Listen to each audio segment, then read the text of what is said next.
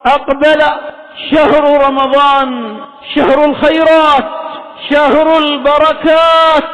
أقبل شهر رمضان، شهر العتق من النيران. شهر رمضان الذي أنزل فيه القرآن هدى للناس وبينات من الهدى والفرقان. الحمد لله نحمده ونستعينه ونستغفره ونعوذ بالله من شرور أنفسنا ومن سيئات أعمالنا. من يهده الله فلا مضل له ومن يضلل فلا هادي له، وأشهد أن لا إله إلا الله وحده لا شريك له، أشهد أن محمدا عبده ورسوله صلى الله عليه وعلى آله وسلم. أما بعد، فإن أصدق الحديث كتاب الله، وأحسن الهدي هدي محمد صلى الله عليه وعلى آله وسلم، وشر الأمور محدثاتها، كل محدثة بدعة، وكل بدعة ضلالة، وكل ضلالة في النار. أما بعد، فالسلام عليكم ورحمة الله وبركاته. إليني إتسواجه تماشي الدرس التاسع، إذا لك إليك látinú tírà Shahru Ramadan Adabun wa Ahkam, tí a fi ń ṣàlàyé fúnra wa nípa àwọn ẹ̀kọ́ eléyìí tí ó ní ṣe pẹ̀lú oṣù Ramadan. Tí a bá gbàgbé, nígbà tí nínú ìdánilẹ́kọ̀ọ́ tí ó rékọjá bí ìdánilẹ́kọ̀ọ́ méjì sẹ́yìn, kí a tó wọnú àwọn àdábù kọ̀ọ̀kan, a fẹ́ ṣàlàyé fún wa pé àwọn al-adab tí a fẹ́ máa ṣàlàyé yìí, ọ̀nà mẹ́ta yẹn náà ni wọ́n pín sí. Alákọ̀ọ́kọ́ òun ni ma yata'allaqu bil iftar, àwọn ẹ̀kọ́ eléyìí tó ní ṣe pẹ̀lú al-iftar, tó túnu, eléyìí tó ní ṣe pẹ̀lú ṣíṣínu. So lẹ́yìn náà ni ma yata'allaqu bis suhur aw bis sahur, eléyìí tó ní ṣe pẹ̀lú sáàrì tàbí oúnjẹ sáàrì. Ẹlẹ́kẹta wá ni ma yata'allaqu bis sa'imi fi nafsihi, ẹ̀kọ́ eléyìí tó ní ṣe pẹ̀lú aláwẹ̀ gangan fúnra lára rẹ̀. So a ti mú méjì aláwọ̀kọ́, a ti yanjú rẹ̀. Òun náà ni àwọn adab tó ní ṣe pẹ̀lú al-iftar àti as-suhur. So lẹ́yìn náà wá ni al-adabu al-muta'alliqatu bis-sa'imi fi nafsihi. Òun ni tá máa ṣàlàyé nínú ìdánilẹ́kọ̀ọ́ eléyìí insha Allahu azza wa jal. Àfáàní al-adabu al-muta'alliqatu bis-sa'imi fi nafsihi, àwọn ẹ̀kọ́ tó ní ṣe pẹ̀lú aláwẹ̀ fúnra lára rẹ̀. Àwọn ẹ̀kọ́ eléyìí tó ní ṣe pẹ̀lú aláwẹ̀ tá ń bùkátà láti rí lára aláwẹ̀. Àfáàní inna min a'zami maqasidi as-siyam, dájúdájú nínú eléyìí tó fi ń tóbi jù nínú àwọn maqasidu as-siyam, àwọn nǹkan tí wọ́n torí ẹ̀ ṣe, tí wọ́n gbà lérò nípa as-siyam, àwọn kan tí wọ́n torí ẹ̀ ṣe as-siyam ní òfin fún wa, tí wọ́n fẹ́, tó tóbi jù náà, àwọn kan tí wọ́n fẹ́ kí á rí ká gain nínú mímá ṣe siyam, mímá gbààwẹ̀, òun náà ni tahqiqa at-taqwa. Tahqiqa at-taqwa, so fífi ìpáyà Allah subhanahu wa ta'ala fi rinlẹ̀. So kí nǹkan yìí kó jẹ́ nǹkan tí ó rinlẹ̀ ní ọ̀dọ̀ gbogbo aláwẹ̀. Qala Allahu ta'ala, Allahu ta'ala rẹ̀ ga sọ pé, ya ayyuhal ladhina amanu kutiba alaykumus siyamu kama kutiba ala alladhina min qablikum la'allakum tattaqun. Allahu ni mo pè ẹ̀yin olùgbàgbọ́ òdodo, kutiba alaykumus siyam, a ṣe àwẹ̀, a ṣe lọ́ranyàn lẹ́yìn lórí. Kama kutiba ala alladhina min qablikum, gẹ́gẹ́ bá ṣe lọ́ranyàn lórí àwọn tí wọ́n ṣíwájú yín. La'allakum tattaqun, tó ká fara sábẹ́lẹ̀ la'allakum tattaqun. Ní tí wọ́n fi ṣe as-siyamu lọ́ranyàn lẹ́yìn lórí òní pé kí ni, kẹ́ bá lè ṣe al-wusul ila at-taqwa, kẹ́ bá lè débi ìpayà Allah subhanahu wa ta'ala, kẹ́ bá lè ní ìbẹ̀rù kẹ́ bá lè nípayà Allahu Jalla wa Ala. Nítorí ẹ̀ làwọn olùmọ̀ sọ pé al-ghayatu min khalqi al-khalqi al-ibadah wal-ghayatu min al-ibadati al-wusulu ila at-taqwa. In tí wọ́n gbà lérò tí wọ́n fi dá wa, tí Allah subhanahu wa ta'ala tó fẹ́ látara dídá wa, òun náà ni al-ibadah. Wa ma khalaqtul jinna wal insa illa liya'budun. Allahu ni òun ò dá àwọn ènìyàn àtàwọn àlùjànnú lásán bí kìí ṣe nítorí kan balẹ̀ máa jọ́sìn fún òun. So wal ghayatu min al-ibadah, kí wá nìdí tí wọ́n fi ní ká máa jọ́sìn fún Allah subhanahu wa ta'ala gan? Kí nìdí tí Allah subhanahu wa ta'ala tó fi ní ká máa jọ́sìn fún?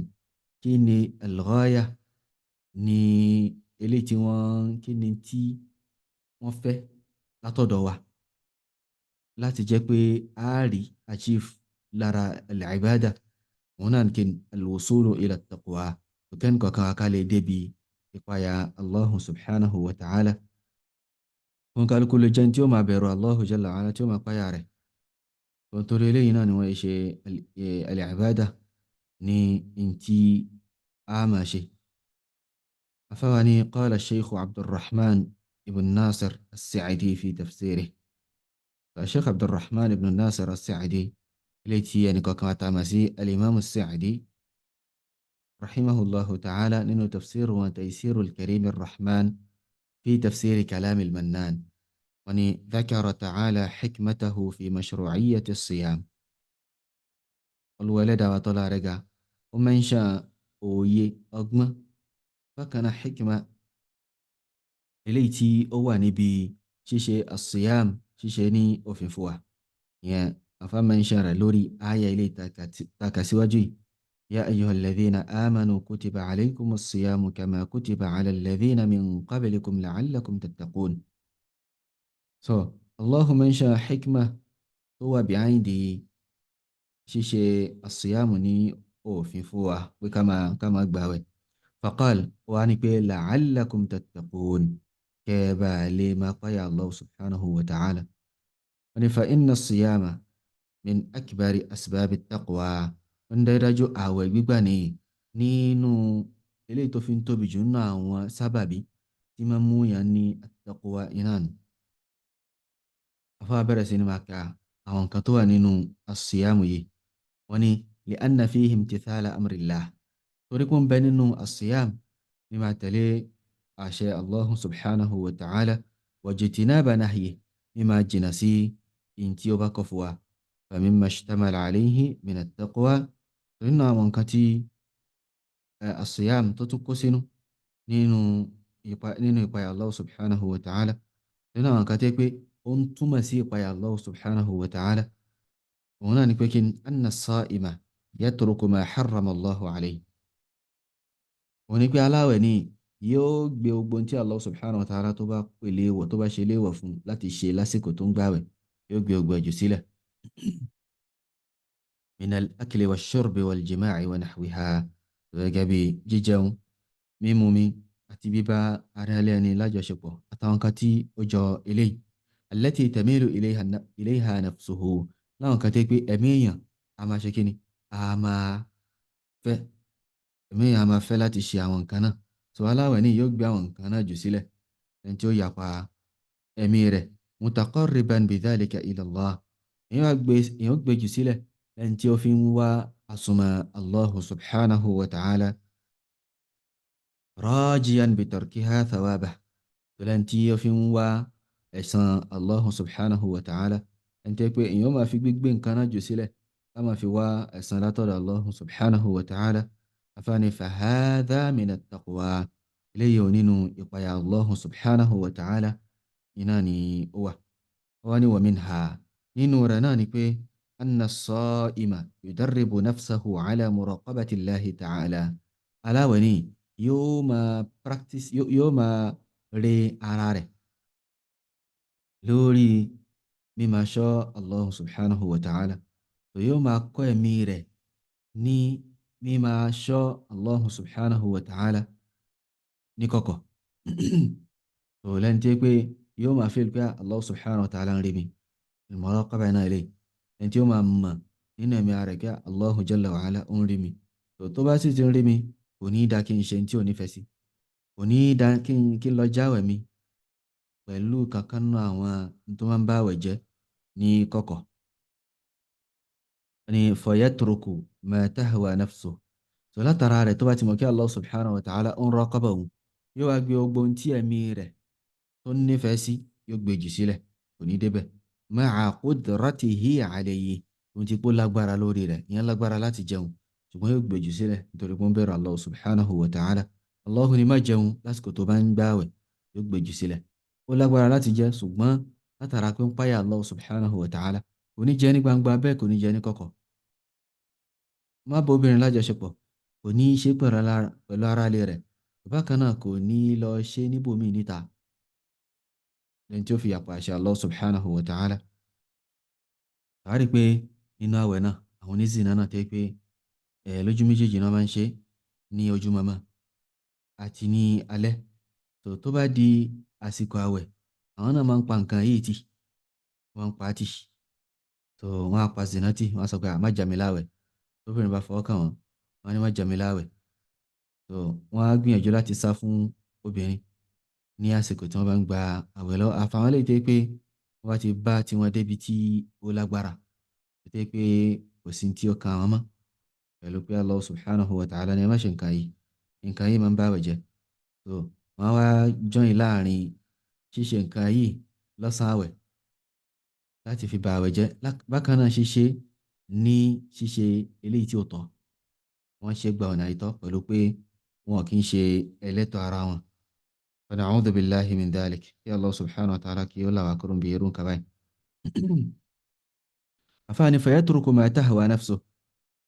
Aláwẹ̀ ní yóò gbé ogun tí ẹ̀mí rẹ̀ bá nífẹ̀ẹ́ sí tó fẹ́ ṣe, yóò gbé jù sílẹ̀. Ma'a qudratihi alayhi, ohun tí kò lágbára láti ṣe, li'ilmihi bi'ittila'i Allahi alayhi, torí pé ó mọ̀ kí Allah subhanahu wa ta'ala ń wo òun, ń raqaba òun. Eléyìí maqamu al-muraqaba. Iná ni eléyìí tó ànú hadithu al-ihsan. Fa in lam takun tarahu fa innahu yarak. Maqamu al-muraqaba iná ni eléyìí. Afáàní wa minha, nínú àwọn asbábù, nínú àwọn tó ń tọ́ka sí at-taqwa eléyìí tí aláwẹ̀ tí máa ń ṣe lásìkò tó máa ń gbààwẹ̀, wọn náà ni pé kí ni anna as-siyama yudayyiqu majari ash-shaytan. Wọ́n ní pé àwẹ̀ gbígbà ní ó máa ń squeeze àwọn ọ̀nà, àwọn ibi tí shaitan tó ti máa ń ṣeré káàkiri nínú ara ọmọ ènìyàn. Fa innahu yajri min ibni adama majra ad-dami. Torí pé shaitan ni a máa flow, a máa rìn káàkiri, a máa lọ káàkiri, a máa sáré káàkiri ní ara ọmọ Ádámà, tó ara ọmọ ènìyàn. Gẹ́gẹ́ bí ẹ̀jẹ̀ náà fi ṣe ń flow káàkiri lára, bẹ́ẹ̀ ni shaitan bẹ́ẹ̀ lòun náà ṣe ń ṣeré káàkiri ní ara ẹnì kọ̀ọ̀kan wa. Tẹ̀lé orin ilẹ̀ nínú hadith gbogbo Ànábì sallallahu alaihi wasallam sọ bẹ́ẹ̀ pé shaitan yajri min ibni Adama majra ad-dami. Afáàní fa bis-siyami. Pẹ̀lú àwẹ̀ ní yad'ufu nufudhuhu. Àti máa rí ṣẹ́ṣe shaitan yóò lẹ̀ ní ẹ̀bá ń gbààwẹ̀. Láti máa lọ, láti máa bọ́ rẹ̀ yóò kéré, yóò lẹ̀. Wa taqillu minhu al-ma'asi. Ẹni tó bá jáláwẹ̀ bẹ́ẹ̀ ní máa dá ẹ̀ṣẹ̀ yóò kéré lọ́dọ̀ rẹ̀ níbẹ̀. Ní máa dá ẹ̀ṣẹ̀ yóò kéré lọ́dọ̀ aláwẹ̀. Pẹ̀lú ìnáwó wa minha. Afáàní nínú ẹ̀ náà ni pé anna as-sa'ima fil ghalibi takthuru ta'atuhu. Wọ́n ní pé aláwẹ̀ ní lọ́pọ̀lọpọ̀ gbà ta'a rẹ̀ mímá tẹ̀lé Allah subhanahu wa ta'ala, mímá jọ́sìn fún Allah subhanahu wa ta'ala ni a máa pọ̀ lọ́dọ̀ aláwẹ̀. Wọ́n ní wat-ta'atu min khisali at-taqwa, wat-ta'atu min khisali at-taqwa. Mímá tẹ̀lé Allah subhanahu wa ta'ala sí ni mímá gbọ́rọ̀ sí Allah lẹ́nu, mímá ṣe àwọn kan tó bá fẹ́, máa gbé in tí ó bá fẹ́ jù sílẹ̀ nínú àwọn khisalu, nínú àwọn àmì at-taqwa iná ni. Nínú àwọn àmì at-taqwa, nínú àwọn in tí máa ń tọ́ka sí at-taqwa òun náà ni. Lẹ́yìn àfáàní wa minha, nínú àwọn àmì at-taqwa eléyìí tí yóò torí lára ààwẹ̀ òun ni pé annal ghaniyya idha dhaqa alama al-ju'i òun ni pé ẹni tó bá jẹ́ ọlọ́rọ̀ ni tó jẹ́ olówó tó náà bá padà ń tẹ́sítì bí ebi ṣe rí tó bá ń tẹ́sítì pain ebi látara kún gbààwẹ̀ awjaba lahu dhalika muwasata al-fuqara al-mu'damin awjaba lahu dhalika muwasata al-fuqara al-mu'damin tẹ́lẹ̀ yẹn ibi tó ń ná tẹ́sítì yẹn yóò mú máa kẹ́dùn pẹ̀lú àwọn aláìní àwọn tálíkà tí wọ́n ní so yóò máa kẹ́dùn òun náà yóò rí tí wọ́n ń fíìl pé mo bá róúnjẹ jẹ so bí wọ́n ṣe ń fíìl lélẹ̀ òun náà rí nǹkan yẹn látara wíkẹ́ ń gbáwẹ̀.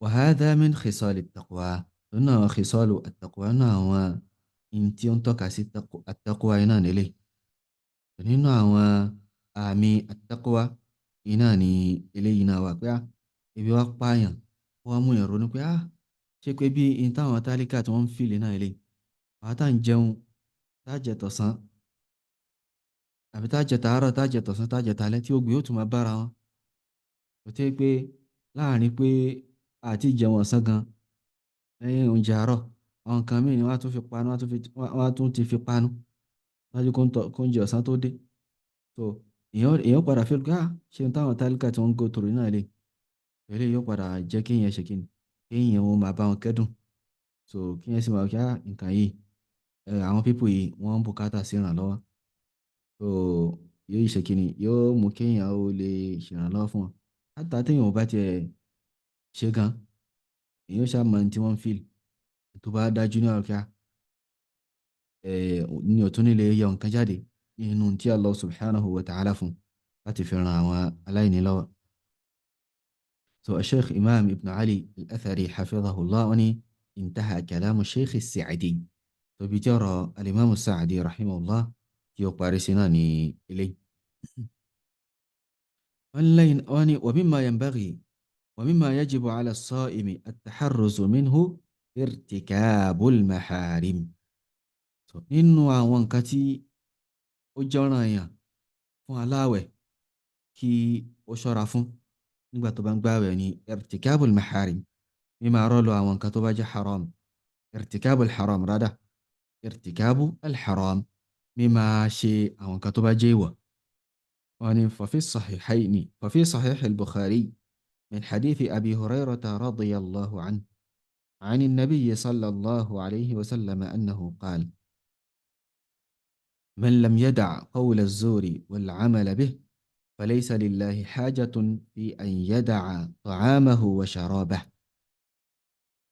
وإنه صحيح البخاري إنه حديث أبي هريرة رضي الله عنه إنه كان النبي صلى الله عليه وعلى آله وسلم وني من لم يدع قول الزور إن كان تيو باكبي أورو بروكو أورو تيو دا أورو باجي إن كان تيو باكبي جسيلة تيو لي باتي والعمل به bákan náà mímá ṣiṣẹ́ pẹ̀lú azur mímá hùwà bàjẹ́ ní àsìkò tí ẹ̀ ń gbààwẹ̀ lọ́wọ́ falaysa lillahi hajatun fi an yada'a ta'amahu wa sharabahu Allahu subhanahu wa ta'ala ni kò bùkátà sí kí rẹ̀ níbẹ̀ kó wá lọ pa oúnjẹ rẹ̀ àti nǹkan mímu rẹ̀ kó wá pátì Allahu jalla wa ala kò bùkátà sí yẹni pé òun gbààwẹ̀ òun sọ̀rọ̀ tí ò dá òun hùwà tí ò dá so ààwẹ̀ tó ń gbà yẹn bó ṣe ń fi panú yẹn tó jẹun tó mú mi yẹn Allah subhanahu wa ta'ala bùkátà sí kò sí tí Allah subhanahu wa ta'ala kí ó fẹ́ fi ṣe so eléyìí báyìí ṣá ìtumọ̀ rẹ̀ ni pé ààwẹ̀ rẹ̀ níbẹ̀ ti bàjẹ́ àbí ó ń tàn ṣe láàwẹ̀ ṣùgbọ́n ládàá rẹ̀ ó ti dínkù so lọ́dọ̀ àwọn olùmọ̀ الضابط في المفسد والمنقص للأجر تو المفسد للصوم انت من باوجه فكان انت من مو لا دا آوه وديكم ضابط ره سو انديره انت افي دي تيكو تباتي نيلو so a lè mọ̀ pé títí bá ṣe nǹkan yìí ṣáwẹ̀ mi bàjẹ́ ni àbí ládàá mi dínkù. Tàbí a gbọ́ hadith kan, ṣé hadith náà ṣó ń túmọ̀ sí pé àwẹ̀ yẹn ti bàjẹ́ ni àbí ládàá ẹni tó bá ṣe irú nǹkan bẹ́ẹ̀ ó ti dínkù. Wọ́n ní pé anna shay al-muharram fi kulli waqtin fi siyami wa ghayrihi yanqusu ajra as-sa'im. الشيء المحرم في كل وقت في الصيام وغيره ينقص أجر الصوم أو ينقص أجر الصائم. So ntí ó bá jẹ́ pé nǹkan yìí haramu ni tẹ́lẹ̀, haramu ló jẹ́ ní gbogbo ìgbà, yálà èèyàn ń gbààwẹ̀ lọ́wọ́ ni àbí èèyàn ò gbààwẹ̀ lọ́wọ́, haramu ni ká ṣe nǹkan náà. So irú nǹkan bẹ́ẹ̀ téèyàn bá ṣe é lásìkò àwẹ̀ yóò ṣe kíni, yóò dín ládàá àwẹ̀ èèyàn kù náà ni, yóò dín ládàá àwẹ̀ yóò dínkù ni, yóò dín ládàá tí aláwẹ̀ ó gbà yóò dínkù. So lápèjúwe nísìnyí kí a máa sọ azur nínú ọ̀rọ̀, ká máa sọ̀rọ̀ èké, ọ̀rọ̀ tí ò dáa, ká máa sọ̀rọ̀ ẹ̀yìn, ká máa ṣe òfófó, á rí pé nǹkan yìí haramu náà nípìnlẹ̀, haramu ni. So kí aláwẹ̀ wá máa ṣe nǹkan náà, nǹkan yìí yóò máa dín ládàá àwẹ̀ èèyàn yóò máa dínkù, kò ní jẹ́ kí ó pé, kò ní jẹ́ kó pé. So àpèjúwe ta lè mú wá fún eléyìí iná ni tó bá yẹ pé haramu ni nípìnlẹ̀, yálà èèyàn ń gbààwẹ̀ lọ́wọ́ àbí èèyàn ò gbààwẹ̀ lọ́wọ́, haramu ní gbogbo wa. Irú nǹkan bẹ́ẹ̀ ńkọ́ téèyàn bá ṣe lásìkò àwẹ̀ yóò dín ládàá àwẹ̀ èèyàn yóò dínkù ni. ṣùgbọ́n ash-shay'ul muharram fi as-siyami faqat yabtulu bihi as-sawm. tó bá yẹ pé nínú àwẹ̀ ni wọ́n ti ní ká má ṣe nǹkan yìí, tó bá ń gbààwẹ̀ lọ́wọ́ má ṣe nǹkan báyìí, tó bá ń gbààwẹ̀ lọ́wọ́ má ṣe nǹkan báyìí nìkan, tí yẹ pé bóyá tó bá gbààwẹ̀ má ṣe náà. So téèyàn bá gbààwẹ̀ yẹn lè ṣe, ṣùgbọ́n téèyàn bá ń gbààwẹ̀ lọ́wọ́ èèyàn ò gbọdọ̀ ṣe. Irú nǹkan báyìí yabtulu bihi as-sawm, àwẹ̀ yẹn ó bàjẹ́ pẹ̀lú rẹ̀ ni, àwẹ̀ yẹn ó bàjẹ́ pẹ̀lú rẹ̀. Má jẹun lásìkò tó bá ń gbààwẹ̀ lọ́wọ́. Tẹ́lẹ̀tẹ́lẹ̀ káwẹ̀ tó dé a lè jẹun, a lè mumi. So nínú àwẹ̀ má jẹun, nínú àwẹ̀ má mumi, nínú àwẹ̀ má súnmọ́ ẹlẹ́tọ̀ rẹ̀. Ó túmọ̀ sí pé àwọn nǹkan yìí nǹkan yóò ba àwẹ̀ jẹ́ finally náà, kí pé yóò dín ládàá kù, yóò bàjẹ́ yányán. tó bí yóò ṣe rí náà ni. àfáwa ní qala al-Hafiz ibn Hajar fi Fath al-Bari, al-Hafiz ibn Hajar al-Asqalani rahimahullah nínú Fath al-Bari wọ́n ní wal muradu bi qawli az-zur, in tí wọ́n gbà lérò pẹ̀lú qawlu az-zur níbi òun ni al-kadhibu, irọ́ pípa, irọ́ pípa. wal jahli, tí wọ́n gbà lérò pẹ̀lú al-jahl òun ni as-safahu, as-safahu ìwà òmùgọ̀. So ẹni tí èèyàn gbọ́dọ̀ gbé àwọn nǹkan yìí, irọ́ pípa, èèyàn gbọ́dọ̀ gbé jù sílẹ̀. Ìwà òmùgọ̀, ọ̀rọ̀ òmùgọ̀, èèyàn gbọ́dọ̀ gbé jù sílẹ̀ lásìkò àwẹ̀. wal amali bihi, so kí a máa fa àwọn nǹkan yẹn ṣiṣẹ́ ní pé kí ni ay bi muqtadaha, àwọn nǹkan tí nǹkan yẹn kó sínú kí ẹ máa fi wọ́n ṣiṣẹ́. So nǹkan yìí nǹkan nínú àwọn nǹkan tí òun ni al-amalu bí az-zur, máa ṣiṣẹ́ pẹ̀lú az-zur iná nìyẹn. èèyàn bùkátà láti pa az-zur, ọ̀rọ̀ èké, ọ̀rọ̀ ọ̀rọ̀, èèyàn bùkátà láti pa á tì. So àwọn nǹkan tí ó tún wá ń kó sínú náà, so yẹ bí pé èèyàn lọ síbí, èèyàn lọ síbí, èèyàn gbẹ́rọ káàkiri àti bẹ́ẹ̀ bẹ́ẹ̀ lọ nínú àwọn nǹkan tí ò tọ́. So àbí ọ̀nà téèyàn ó tiẹ̀ gbà débẹ̀, ọ̀nà téèyàn ó gbà débi pé a fẹ́ parọ́, a fẹ́ parọ́ mọ́yàn ni, a fẹ́ sọ̀rọ̀ èké ni, a fẹ́ sọ̀rọ̀ tí ò dá ni, ibi téèyàn ó jókòó sí tí wọ́n ti máa ṣerú nǹkan bẹ́ẹ̀, èèyàn gbọ́dọ̀ jìnnà sí. nínú àwọn nǹkan tí yóò jẹ́ kéèyàn ó lò ládàá tó pọ̀ nínú ládàá síyàmù èèyàn náà ni àwọn nǹkan yìí wà. ولينا فواني وقال الشيخ محمد ابن صالح العثيمين رحمه الله كما في مجموع فتاواه. الشيخ الصالح محمد ابن صالح العثيمين رحمه الله تعالى أنه مجموع فتاوى ونبين قول الزور، ثم قول الزور ونبين كل قول محرم، kullu qawlin muharram gbogbo ọ̀rọ̀ tó bá ti jẹ́ haram láti sọ èèyàn gbọ́dọ̀ jìnnà sí. wal amalu bizzur ìtumọ̀ mímọ̀ ṣiṣẹ́ pẹ̀lú azur wọn nù hadith ni pé kullu fi'lin muharram gbogbo iṣẹ́ ṣíṣe tó bá ti jẹ́ haram gbogbo iṣẹ́ tó bá ti jẹ́ haram so ntí ó ń túmọ̀ sí náà nìyẹn lé. lẹ́yìn náà fáwọn tó mú ẹlẹ́kì hadith mi wá nínú àwọn kan tí ó jọ́ràn yàn fún nínú àwọn kan nínú hadith tó kó ní tó jọ́ràn yàn fún aláwẹ̀ láti jìnnà sí nínú àwọn kan tó jẹ́ haram tó kó sínú. ففاني وفي الصحيحين وتوانو صحيحان وانو صحيحان صحيح البخاري صحيح مسلم من حديث أبي هريرة رضي الله عنه إنه حديث أبي هريرة ينا الله كما به أني عن النبي صلى الله عليه وسلم أنه قال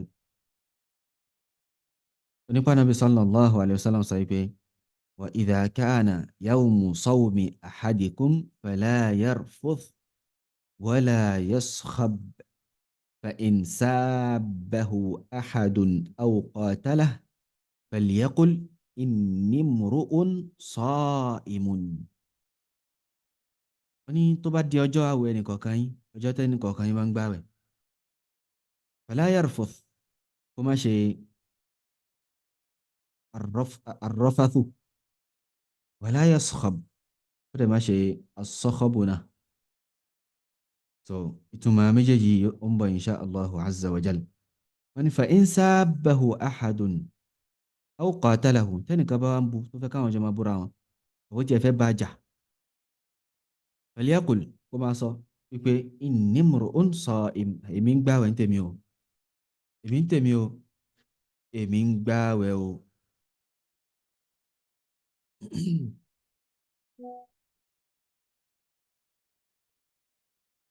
wọ́n ní wọ́n fi lafdhin wa lafdhu riwayati Muslim لفظ رواية الإمام مسلم تنتم سبيليتي أصيب حديثنا هو أنه الصحيحان صحيح البخاري صحيح مسلم ليتي أوكاكا وليتو أنه صحيح مسلم فقولوا أنت الإمام البخاري ليتي أوكاكا نيتي الإمام البخاري فوني وإذا كان يوم صوم أحدكم فلا يرفث ولا يصخب فإن سابه أحد أو شاتم أو قاتله فليقل إني امرؤ صائم. wọ́n ní ولفظ رواية مسلم gbólóhùn tí ẹgbàá wá tí alimọ́ Muslim ni pé إذا أصبح أحدكم يوما صائما tẹ́nì kọ̀ọ̀kan yín bá jí lẹ́ni tó ń gbààwẹ̀ pé tẹ́nì kọ̀ọ̀kan yín bá ń gbààwẹ̀ فلا يرفث kó má ṣe الرفث ولا يجهل kó sì má ṣe الجهل kó má ṣe àìmọ̀kan. فإن امرؤ شاتمه أو قاتله تتنكب عنبو أبوتي أنباجا فليقل وما صفنك إني صائم إني صائم من باوي انتمي ما كوبامي من باوي أفواني قوله أرارة تصقي فلا يرفض وكما شيء الرفث وني المراد بالرفث هنا انتبه لرك له الرفث النبي وني الكلام الفاحش أرتي الدع تعرف الله سبحانه وتعالى وني الحج أشهر معلومات فمن فرض فيهن الحج فلا رفث so Allah subhanahu wa ta'ala ni hajj ṣíṣe ní àwọn oṣù kan ní tẹ́ pé amani ẹnikẹ́ni tó bá ṣe hajj nínú àwọn oṣù yìí fala rafath wala fusuqa wala jidala fil hajj so kama ṣe arrafath kama ṣe alfusuq kama ṣe aljidal ní hajj so arrafath níbi òun ni alkalamu alfahish ọ̀rọ̀ tí ó da ọ̀rọ̀ burúkú ọ̀rọ̀ alfasa kí ẹ máa sọ lẹ́nu kí ẹ máa ṣe pé tó eléyìí ní tí ẹ gbọ́dọ̀ jìnnà sí ni ní tí máa ń di ládàá àwọn èèyàn kùnrin náà ni. afáàní wa huwa yutlaqu ala hadha so arrafathu ní wọ́n máa pè wọ́n máa sọ wọ́n máa ń túmọ̀ sí alkalamu alfahish wọ́n máa ń túmọ̀ sí ọ̀rọ̀ tí ó da wa ala al-jima' ó sì máa ń túmọ̀ sí al-jima'u náà wọ́n ń túmọ̀ sí tó bá ní pé ar-rafath ó máa ń túmọ̀ sí bíbá obìnrin lájọṣepọ̀. Allahu subhanahu wa ta'ala ni uhilla lakum laylata as-siyami ar-rafathu ila nisaikum. Wọ́n ní wọ́n ṣe lẹ́tọ̀ fún yín tó bá di alẹ́ àwẹ̀ yín lẹ́yìn ìgbà tẹ́ bá túnu kẹ́ ẹ ṣe ar-rafathu pẹ̀lú àwọn obìnrin yín kẹ́ ẹ mix mọ́ àwọn arábìnrin àwọn aráalé yín kẹ́ ẹ fara rọra kẹ́ ẹ bára yín lájọṣepọ̀. So nǹkan yìí nǹkan tó jẹ́ halal fún yín láti ṣe ní alẹ́ ọjọ́ àwẹ̀ iná ní títí tí àsìkò àwẹ̀ mi ò fi bẹ̀rẹ̀ tí alifájàre ò fi yọ lọ́jọ́ kejì. Látìgbà tí wọ́n bá ti ń sínú tí di àsìkò tí alifájàre bá yọ. So àsìkò yìí ìyẹn lè ṣe kí ni ìyẹn lè súnmọ́ ara lé yàn. So arrafath a máa túmọ̀ sí aljima' a sì máa túmọ̀ sí ọ̀rọ̀ tí ó dáa. Wa ala muqaddimatihi tí wọ́n ní pé arrafath a tún máa túmọ̀ sí àwọn muqaddimatu aljima' preambles jima' preambles ìbá ara ẹni lájọṣepọ̀ tàbí ká máa dìmọ́ ara ẹni ká máa kiss àti bẹ́ẹ̀ bẹ́ẹ̀ lọ. Wa ala dhikrihi ma'a nisa tàbí kí ẹ̀ tí a máa sọ̀rọ̀ ń pa bíbára ẹni lò pọ̀ pẹ̀lú obìnrin kí ẹ máa bára léèyàn ṣe ọ̀rọ̀ kí ẹ máa bá sọ̀rọ̀ ní àwọn ọ̀rọ̀ tí ó ń kó irú nǹkan báyẹn tó ń kó sínú tó gbélé yìí wọ́n ń pè ní arrafath. Aw mutlaqa so àfi kó tiẹ̀ jẹ́ jìmáà lásán so aw mutlaqan tàbí kí ẹ̀ tí máa sọ̀rọ̀ yẹn yálà èèyàn òbóbìnrin sọ ni yẹn kàn ń sọ̀rọ̀ ọ̀rọ̀ tí ò da ọ̀rọ̀ wípé ọ̀rọ̀ nípa ìbálòpọ̀ kí ẹ máa sọ generally so wọ́n máa pe arrafath wọ́n máa pe àwọn nǹkan yìí ní arrafath wọ́n ní wa yahtamilu an yakuna lima huwa a'ammu minha so ó sì tún kó sínú náà ó jẹ́ pé nǹkan yìí ó ń túmọ̀ sí tó fẹ̀ ju eléyìí lọ gbogbo eléyìí tá a sọ yìí lọ so arrafath ó lè túmọ̀ sí tó ju gbogbo àwọn eléyìí lọ. wọ́n ní wa qawluhu ọ̀rọ̀ anabi sallallahu alayhi wa sallam tó sọ pé wala yaskhab kó má ṣe as-sakhab afáàní as-sakhabu al-khisamu was-siyah òní kí ẹ máa pariwo kí ẹ máa jiyàn kí ẹ máa pariwo kí ẹ máa pariwo kí ẹ máa gbóhùn sókè lásìkò tí ẹ máa ń gbààwẹ̀ lọ́wọ́ so eléyìí nǹkan tí ó tọ́ iná ni nǹkan tí ó dáa kí ẹ máa ṣe ni. wa qawluhu ọ̀rọ̀ anábì sallallahu alaihi wasallam tó sọ níbi riwaya ti al-imam muslim pé wala yajhal kó má ṣe al-jahlu afáàní al-jahlu qaribun min ar-rafath ó súnmọ́ ar-rafath wa huwa khilafu al-hikma tó ń sin ní ìdákẹ́jì al-hikma kí ẹ máa sọ̀rọ̀ kí ẹ máa fi hikma sọ̀rọ̀ kí ẹ máa fi làákàyè sọ̀rọ̀ kí ẹ máa fi ọgbọ́n kí ẹ máa fòye sọ̀rọ̀ wa khilafu as-sawab min al-qawli wal-fi'l so ó yìí tuntun wá sí ti ó ìdákẹ́jì ọ̀rọ̀ tó correct eléyìí tó ṣe déédé nínú ọ̀rọ̀ àti nínú iṣẹ́ kí ẹ máa ṣe ntí ó right yálà yẹn sọ lọ́rọ̀ ní àbí yẹn ṣe níṣẹ́ tó eléyìí aljahalu iná nìyẹn aláwẹ̀ ń bùkátà láti jìnà sí. waqil afáàní wọ́n tó wá sọ pé la yaf'alu shay'an min af'ali ahli aljahli wọ́n ní ìtumọ̀ rẹ̀ ni pé gbogbo wa iṣẹ́ táwọn aláìmọ̀kan máa ń ṣe tó pé aláwẹ̀ ó jìnà sí kó má ṣe ka siyahi ẹbí ká máa kígbe bá ń gbé kíní wá bá ń ṣe kíní kan náà gbé tí ò nítumọ̀ wasafahi àti ìwò mugọ̀ ọ̀rọ̀ mugọ̀ wọ́n ní waqila àwọn olùmọ̀mí tó sọ pé la ya'tadi ala ahadin kéèyàn má tayọ àlà lórí ẹni kankan ìtumọ̀ aljahlu iná nìyẹn gbogbo àwọn ìtumọ̀ yìí òun ni ó wọlé kéèyàn má tayọ àlà lórí ẹni kankan kéèyàn má pariwo kéèyàn má sọ̀rọ̀ tí ò nítumọ̀ so eléyìí gbogbo eléyìí pátá ni ń túmọ̀ sí aljahlu wọ́n ní unzur fath albari wọ́n ní pé ọ̀rọ̀ yìí nínú fath albari náà lọ́wọ́ ti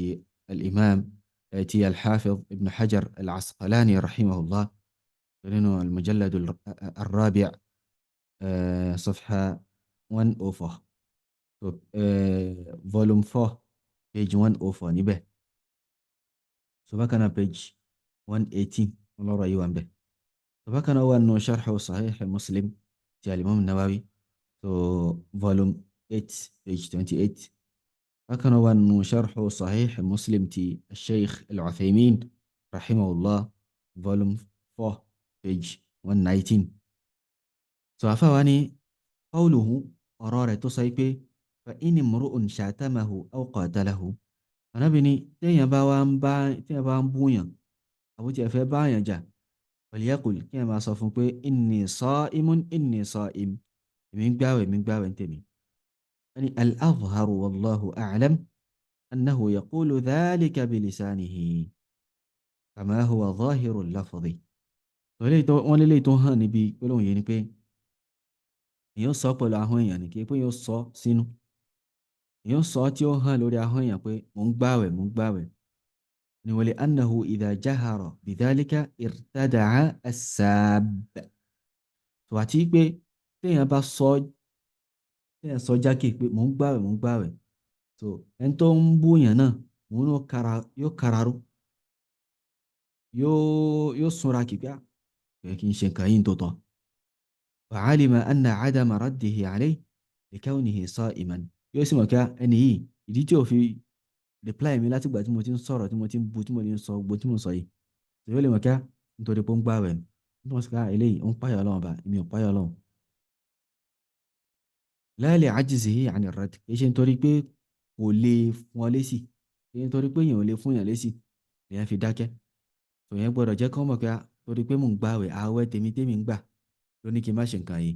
so àwẹ̀ tí wọ́n ń gbà tó bá sọ pé kí wọ́n máa ṣe nǹkan yìí, so àbí àwẹ̀ tí wọ́n ń gbà tí ò bá bí ìpayà Allah subhanahu wa ta'ala fún débi tí ó lè pa àwọn nǹkan yìí tì, tó lè pa àwọn nǹkan yìí tì, àwẹ̀ tèmi so èmi ń páyà Allah subhanahu wa ta'ala ń bẹ̀, mi ò sì ní ṣe nǹkan tí ò tọ́ yìí eléyìí tó ń ṣe yìí. afáàní qala shaykhul islami ابن تيمية في منهاج السنة، شيخ الإسلام ابن تيمية رحمه الله إنه منهاج السنة النبوية والصحيح إليه لا فيه أنه يقوله بلسانه ونكون يوصى ولا هارني كما دل عليه الحديث يبي حديث شتوكاسي. فإن القول المطلق لا يكون إلا باللسان، ونك بيورو أورو إن تنجرني أهالي ما في صو wọ́n sọ pé ọ̀rọ̀ alqaul, so ọ̀rọ̀ orí ahọ́n iná ni ìyẹn máa fi iná ló ti máa ń jáde. wa amma ma fi nafs, ẹ̀wá rí in tó wà nínú ọkàn tiẹ̀ fa muqayyad, so ohun tiẹ̀ wọ́n máa ń dè, wọ́n sọ pé ọ̀rọ̀ ọkàn wọ́n sọ pé ọ̀rọ̀ lásán, wọ́n sọ pé lágbájá ń bá lágbájá sọ̀rọ̀ tó yẹ pé ọkàn ni ó fi ń sọ̀rọ̀. àbí kí wọ́n sọ pé mò ń bọ́ sọ̀rọ̀ láti gbà yìí ò gbọ́, mi ò gbọ́ kó yánu, bí wọ́n lọ dákẹ́ ń bẹ̀ yẹn láti gbà yìí ó sọ yẹn kan, wọ́n sọ pé ọkàn ni mo fi ń sọ, ọ̀rọ̀ kan ló ń sọ kì í ṣe ọ̀rọ̀. wọ́n sọ pé ọ̀rọ̀ lásán, èèyàn mọ̀ pé eléyìí tí ó máa tabadara ila dhihni yóò bọ́ sí làákàyè èèyàn lẹ́sẹ̀kẹsẹ̀ ní pé kí ni mo ní pé ìyẹn ń fi ahọ́n sọ̀rọ̀. tó bá yẹ pé ọ̀rọ̀ tọkàn ni wọ́n á kọ ìyáda rẹ̀, wọ́n á dé pẹ̀lú pé ọ̀rọ̀ ọkàn, wọ́n ní jùlẹ̀ pé ọ̀rọ̀ lásán, wọ́n ní jùlẹ̀ pé ọ̀rọ̀ lásán. lẹ́yìn àfáàní wa qala ibn al-qayyim fi zad al-ma'ad, al-imam ibn al-qayyim rahimahullah ta'ala nínú zad al-ma'ad fi hadyi khayr al-ibad, wọ́n ní wa naha as-sa'ima 'an ar-rafathi was-sakhabi was-sibabi wa jawabi as-sibab. anabi sallallahu alayhi wa sallam ó kọ̀ fún aláwẹ̀ pé kó máa ṣe arrafath, kó máa sọ̀rọ̀ tí ó dá, kó máa pariwo, kó máa bóyàn, bákan náà kó máa dẹ́ni tó bá ń bu kó máa dá lóhùn. fa amarahu an yaqula liman sabbah, so ó sì pa aláṣẹ pé kó máa sọ fẹ́ni tó bá ń bu, tó bá fẹ́ káwọn jọ máa búra wọn, tó ń bu, tó ń retí èsì lọ́dọ̀ rẹ̀, pé kó sọ fún pé kí ni inni sa'imun, èmi ń gbààwẹ̀. faqil, tó ní wọ́n á sọ pé ìyẹn pé àwọn olùmọ̀ sọ pé yaquluhu bilisanihi, àwọn olùmọ̀ kan sọ pé yóò sọ pẹ̀lú ahọ́n rẹ̀ ni, wa huwa azhar, òun ló fi hàn jù. wọ́n túmọ̀ sí pé àwọn olùmọ̀ míì sọ gbá kó má sọ jákè, kó má sọ jákè pé kó sọ pẹ̀lú ọkàn rẹ̀ nígbà yìí ní dán lóhùn torí mò ń gbààwẹ̀ yóò sọ sínú ọkàn ṣùgbọ́n eléyìí tó hàn jù tí ẹ̀rí support wọn náà ni pé kí ni wọn náà ni pé yóò sọ jákè ní náà ni tí ẹni tí ó fẹ́ gbọ́ abẹ́ni tí ó ń bá a jà tó fẹ́ kí àwọn jọ máa búra wọn so tẹ́ni bí ó fi gbọ́ pé á ẹni yìí sọ pé òun gbààwẹ̀ yóò fi mọ̀ pé torí ẹni ò ṣe dóhùn lóhùn ìṣe nítorí pé kò mọ̀ àyàn bú so ibi ni a dúró sí bi'idhnillahi azza wa jal wallahu ta'ala a'la wa a'lam subhanaka allahumma wa bihamdik ashhadu an la ilaha illa ant astaghfiruka wa atubu ilayk wassalamu alaykum wa rahmatullahi wa barakatuh.